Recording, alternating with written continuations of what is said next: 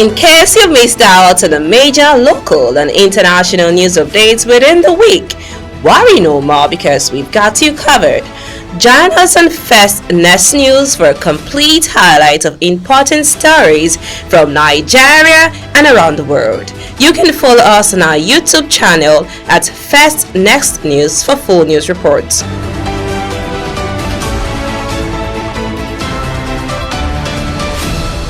Hello everyone, a very pleasant day to you. Here are the top stories.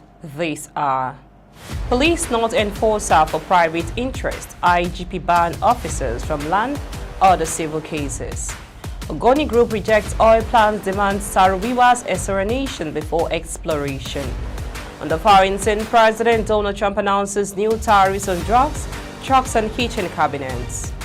A very good day to you and welcome to First News Port Harcourt. I am Becky Usoro. Now the news in details. The Inspector General Police, IGP Kayode Ebetokun, has issued a stern warning to officers of the Nigerian police force to stay clear of land disputes and other civil cases.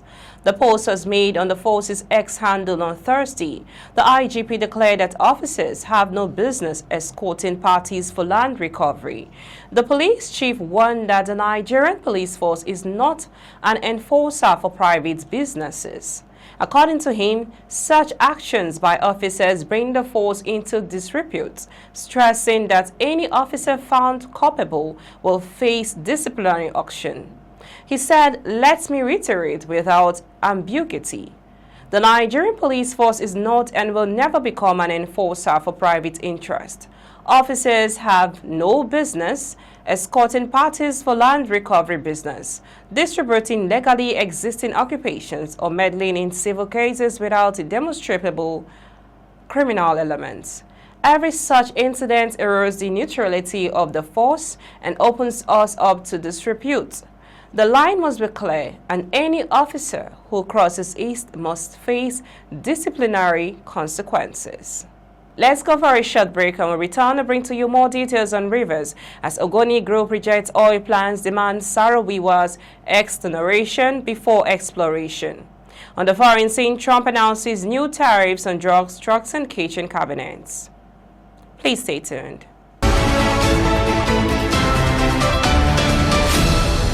Welcome back. Many thanks for staying tuned. In case you're just joining us, you are listening to news on First News Port Harcourt. We now bring you the rest of the news. Moving on to River State, the Ogoni Voice Achievers Foundation, OVAF, has rejected the federal government's plan to restart oil explorations in Ogoni land, demanding that no operations commence until a full environmental cleanup is completed and historical justice, including the exoneration of the late Ken Saro-Wiwa and other Ogoni activists, is secured. In a statement signed by OVA's founder and Board of Trustees Chairman, Honorable Ambassador Gospel Barifi Gokana, the group described the government's approach as deeply flawed, unjust and unacceptable. He warned that resuming exploration without addressing decades of neglect and pollution could stir resentment, social unrest and renewed conflicts. The foundation intervention comes in response to reports that the government has justified its plans for oil restart on the grounds of economic recovery and energy needs. But Ambassador Gokana faulted that position, pointing to lack of genuine consultation with the Ogoni people. Only a select few have been invited into closed-door negotiations. This selective engagement fails the test of free, prior to, and informed consent, which is a right under international human rights norms, he said. He also criticized that he described as an absence of transparency, accusing the government of making decisions in Abuja offices without deep consideration of what Ogoni communities have suffered historically. OVAV expressed alarm over the lack of public information on environmental impact assessments, benefit sharing, arrangements, and safety standards. Central to the group's stance is the federal government's failure to fully implement the recommendation of the 2011 United Nations Environmental Programme reports, which documented extensive oil pollution in Ogoni land. To resume oil exploration without first fully implementing UNEP recommendations is both ethically wrong and likely to compound the suffering of Ogoni people. Gokana said, adding that the work of the Hydrocarbon Pollution Remediation Project, HYPREP, has so far been insufficient.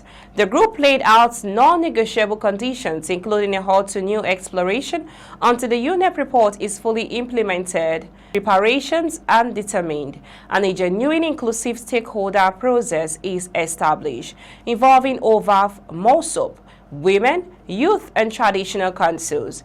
In a symbolic appeal, OVAF called for the exoneration of Ken Saro-Wiwa and 8 other Ogoni activists executed in 1995, saying it was necessary for restoring dignity to affected communities. Ambassador Gokana further made a direct appeal to President Bola Tinubu and relevant agencies to listen to the voices of the Ogoni people and to respect our rights, lives, lands, and futures. Moving now on to the foreign news, U.S. President Donald Trump has announced a new wave of tariffs, including a 100% levy on branded or patented drug imports from 1st October unless a company is building a factory in the U.S. Washington will also impose a 25% import tax on all heavy-duty trucks and 50% levies on kitchen and bathroom cabinets. The U.S. president said as he unveiled the industry-focused measures. The reason for this is the large-scale flooding of these products into the United States by other outside countries. Trump wrote on his Truth Social platform on Thursday, citing the need to protect U.S. manufacturers. The announcement comes despite calls from the U.S. businesses for the White House to not impose further tariffs. The new tariffs could impact major producers of branded pharmaceuticals, including the UK, Ireland, Germany, Switzerland, and Japan. That's all on the news this hour. We now bring you highlights of the top stories so far. Police not enforcer for private interest. IGP ban officers from land or the civil cases. Ogoni Group rejects oil plans, demands Saro-Wiwa's exoneration before exploration. On the foreign scene, brought to you that Trump announces new tariffs on drugs, trucks, and kitchen cabinets. For more stories and updates on political trends, you can follow us on our YouTube channel at First Next News. Do remember, the greatness of a leader is measured by the achievements of the led. This is the ultimate test of his effectiveness. I am Becky Usoro from I and the entire team in Port Harcourt. Many thanks for watching. Bye for now. In case you've missed out on the major local and international news updates within the week, worry no more because we've got you covered. Join us on First Next News for a complete highlight of important stories from Nigeria and around the world. You can follow us on our YouTube channel at First Next News for full news reports.